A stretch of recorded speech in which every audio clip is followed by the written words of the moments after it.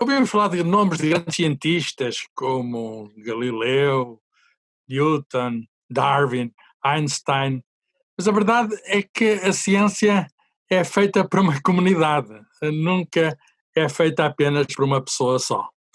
E a questão que se põe é como é que se organiza essa comunidade. Claro que existem escolas superiores, existiram universidades, onde estiveram os sábios que fazem ciência, a universidade já vem da Idade Média, mas a certa altura, na Revolução Científica, que ocorreu, a criação do método científico que ocorreu nos séculos XVI e XVII, deu-se uma mudança na forma de organização da ciência. No tempo de Galileu apareceram as primeiras academias científicas. No tempo dele, a chamada Academia dos Linces, que era... lince é um animal, digamos, que tem um olhar penetrante, portanto a metáfora era do olhar penetrante dos cientistas, mas essa academia, enfim, hoje existe, mas não viveu muitos anos, foi interrompida. E os discípulos de Galileu tiveram uma outra academia, a Academia do Cimento, a Academia del Cimento. O que é certo é que nem essa segunda academia teve continuidade na altura.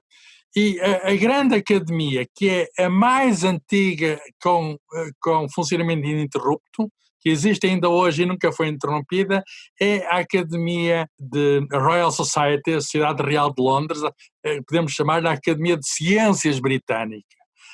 Foi fundada no ano de 1660, portanto, na segunda metade do século XVII, no tempo, portanto, de Newton. Newton, aliás, viria a ter uma ligação muito, muito íntima com essa academia. Logo no início do século seguinte, ele viria a ser presidente dessa academia, em 1713, e só, enfim, sucederia funções com a morte, quer dizer, ele foi presidente até ao fim da sua vida dessa academia. E o sucesso da academia tem muito a ver com o sucesso de Newton. Newton triunfou e a academia também. Digamos, estavam os dois ligados ao outro. Aliás, o próprio livro, Princípios Matemáticos de Filosofia Natural, final do século XVII, já tinha sido impresso pela Academia Royal Society. Então, como é que foi formada esta academia? É muito interessante perceber a gênese na cidade de Londrina. Não se trata, apesar de se chamar Academia Real, ela não foi logo real no início. Tratou-se apenas de uma reunião para assistir a uma conferência de 12 cavalheiros, vamos chamar assim. Portanto, aparece como uma manifestação da sociedade civil. Um deles, o que fez a palestra, é um famoso arquiteto, Christopher Wren, ficou famoso por muitas construções que fez em Londres. E no final da palestra, aqueles homens tiveram uma ideia, que era continuar a fazer palestras, continuar a reunir-se. E aparece assim a Royal Society. Portanto, usando a língua inglesa, é de baixo, down to the top, de baixo para cima. Pediram ao rei autorização para usar a palavra real, coisa que o rei fez 2 anos depois, em 1662. O rei chamava-se Carlos II e deu apenas o título de real, quer dizer, reconheceu-lhes, pôs o selo, que permanece até hoje, mas não lhes deu proventos. Hoje, digamos, a Academia Real existe e digamos, permanece em Londres, não exatamente no mesmo sítio, mas é um meio que o governo britânico tem, por exemplo, de saber, de ter respostas da comunidade científica. É um sítio onde onde dá entrada muito pouca gente, não mais que poucas centenas de pessoas, portanto é um sítio de elite. Na sua gênese, começou logo a ser um sítio de elite, um sítio apenas para os eleitos, era preciso, aliás, entrar, tinha de haver um apadrinhamento para entrar. O rei Carlos II tem uma ligação portuguesa, que é muito interessante.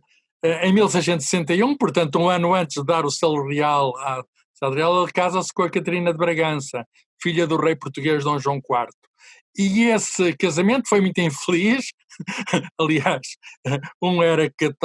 ela era católica, ele era anglicano, e, enfim, quando veio cá a Armada Britânica buscá-la a Lisboa, com uma grande pompa, mas o rei nem sequer se dignou a esperar a rainha, a futura rainha, quando desembarcou digamos, no sul da Inglaterra. O rei estava na caça e o rei havia de ser infiel várias vezes e, portanto, é uma história um pouco triste.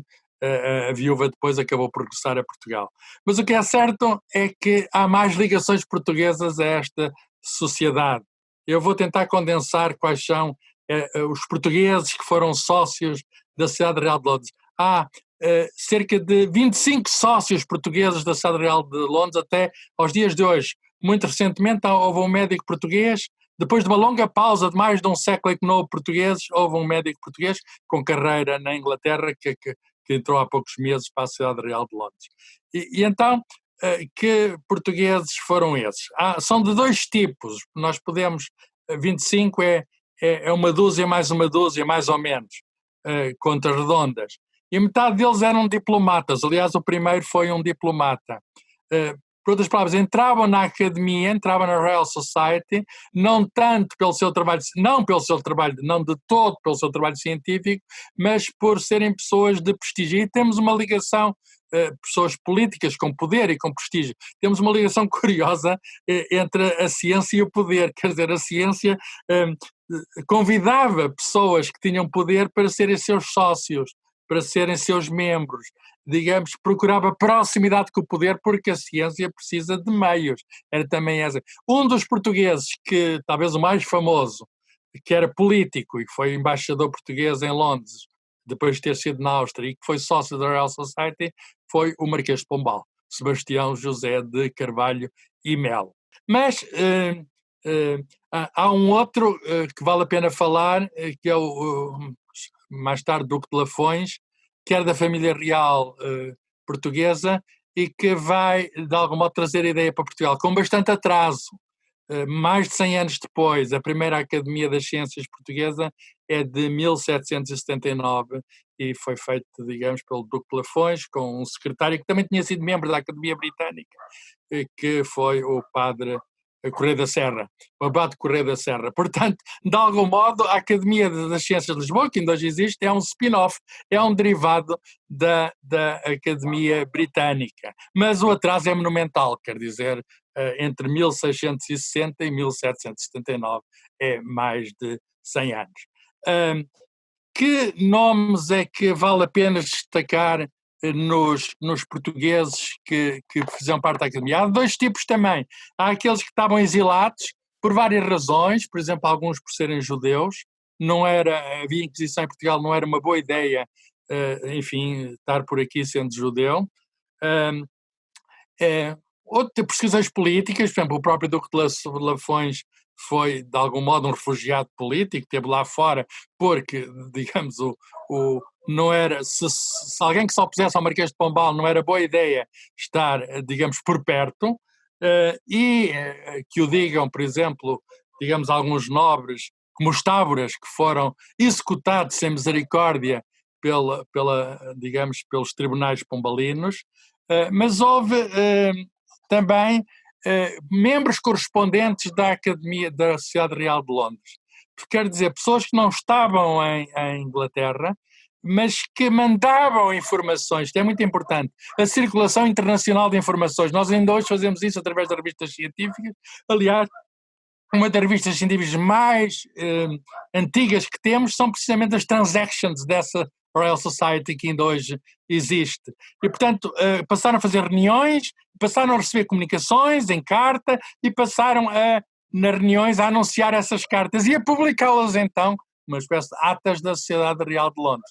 E isso é o modo como ainda hoje funciona a ciência, quer dizer, a ciência funciona através da circulação internacional, a ciência é a república, vamos chamar assim, dos sábios, república no sentido em que não há reis, todos têm, digamos, iguais direitos, todos podem apresentar as suas comunicações, todos podem apresentar as suas descobertas e é depois a comunidade que vai decidir sobre, digamos, o valor dessas descobertas. Então, no meio há alguns nomes de portugueses cientistas que de facto importam. Há alguns têm enfim, têm uma ligação a Portugal, mas não são exatamente portugueses.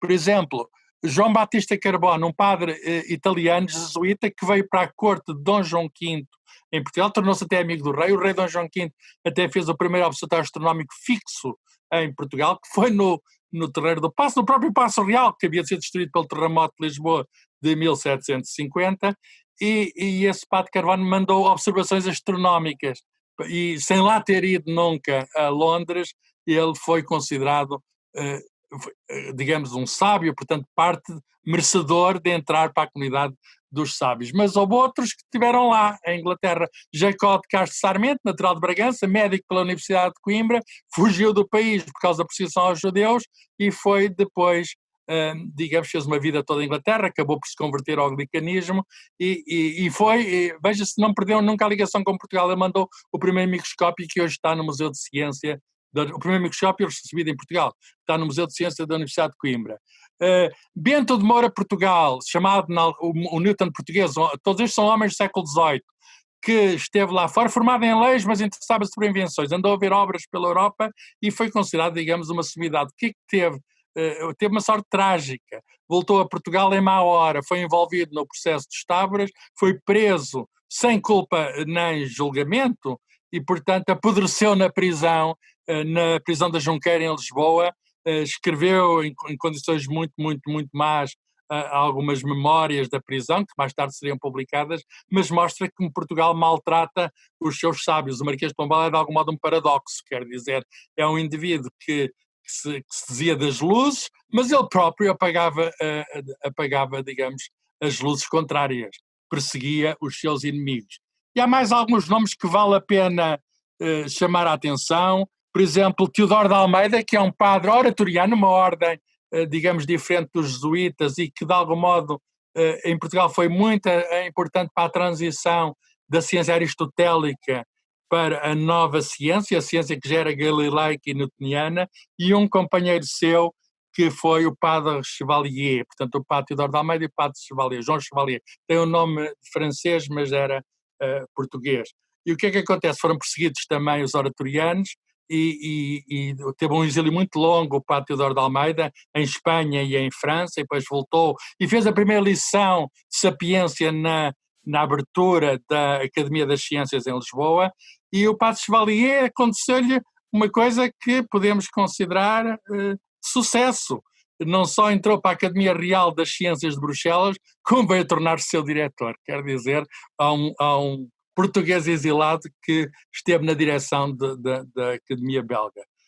Talvez o nome mais importante seja João Jacinto Magalhães, que nasce em Aveiro, estuda no Mosteiro de Santa Cruz em Coimbra e a certa altura, naquilo que ele próprio designou como anseio de liberdade, vai para fora, para a França, para a Inglaterra, e não sendo propriamente um cientista, ele foi um intermediário entre vários cientistas. Ele fornecia instrumentos, porque estamos no tempo da ciência experimental, estamos no tempo da nova ciência. Então este homem conhecia toda a gente, conhecia o Priestley, o Lavoisier, o Watt, o Benjamin Franklin. Aliás, ele próprio deu do seu dinheiro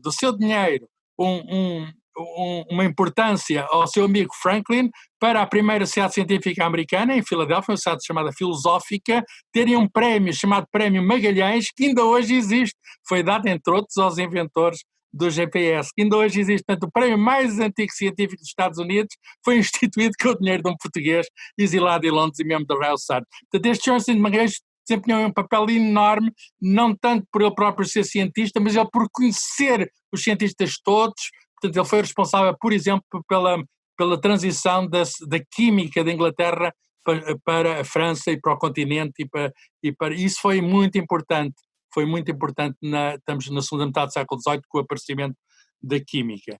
Finalmente, o abade Correia da Serra, que além de uma carreira científica na botânica, na geologia, foi também embaixador. E eu termino com então o abade Correia da Serra. Ele foi um dos primeiros embaixadores nos Estados Unidos e foi grande amigo do Thomas Jefferson. E os dois, ainda hoje, vamos à casa de Thomas Jefferson, perto de Washington, e vemos lá um quarto reservado para o amigo português, para o abade Serra. E eles faziam, enfim, congeminações geoestratégicas. Uma das coisas, os dois consideravam-se muito mutuamente, eram amigos, e uma das congeminações, por exemplo, tinha a ver com a partição do mundo, o papel, por exemplo, do Brasil, de Portugal e do Brasil, etc. E ele foi até convidado para depois para ser professor no Universidade Americana, seria o primeiro português no Universidade Americana, mas ele não aceitou e acabou por regressar a Portugal e é, digamos, um nome das ciências portuguesas.